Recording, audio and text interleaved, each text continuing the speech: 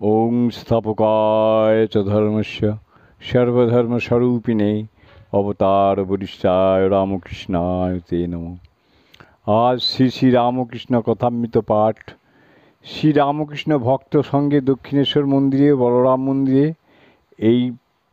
এইটারই এই অধ্যায়ের 10ম পরিচ্ছেদ শুরু করব।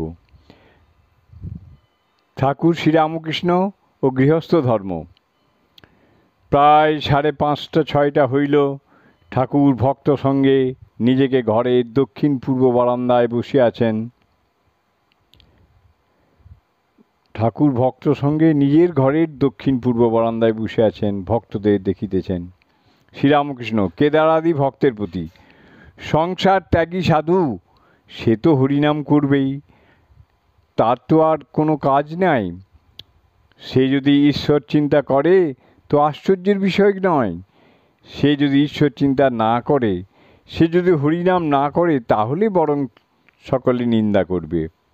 সংসারী লোক যদি হরিনাম করে তাহলে বাহাদুরি আছে। দেখো, জনক রাজা খুব বাহাদুর। সে 2খানি তরবারি ঘোরাতো, একখানা জ্ঞান ও একখানা কর্ম। একদিকে পূর্ণ ব্রহ্মজ্ঞান, আর একদিকে সংসার কর্ম করছে। নষ্ট মেয়ে সংসারের সব কাজ খুঁটিয়ে করে, কিন্তু সর্বদাই উপপতিতে চিন্তা করে। সাধু সঙ্গ সর্বদা দরকার। সাধু ঈশ্বরের সঙ্গে আলাপ করে দেন। কেদার: আজ্ঞে হ্যাঁ, মহাপুরুষ জীবের উদ্ধারের জন্য আসেন। যেমন রেলের ইঞ্জিন, পেছনে কত গাড়ি বাঁধা থাকে, টেনে নিয়ে যায়। অথবা যেমন নদী বা তরাগ, কত জীবের পিপাসা শান্তি করে। ক্রমে ভক্তরা গৃহে প্রত্যাবর্তনের জন্য প্রস্তুত হইলেন। একে একে সকলে ঠাকুর শ্রীরামকৃষ্ণকে ভূমিষ্ঠ হইয়া প্রণাম করিলেন ও তাঁহার পদধূলি গ্রহণ করিলেন।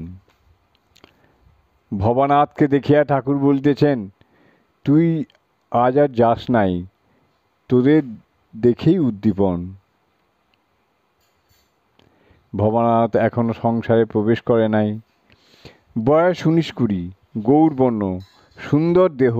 ঈশ্বরের নামে তাহার চক্ষে জল আসে। ঠাকুর তাহাকে সাক্ষাৎ নারায়ণ দেখেন। জয় ঠাকুর, জয় ঠাকুর, জয় ঠাকুর।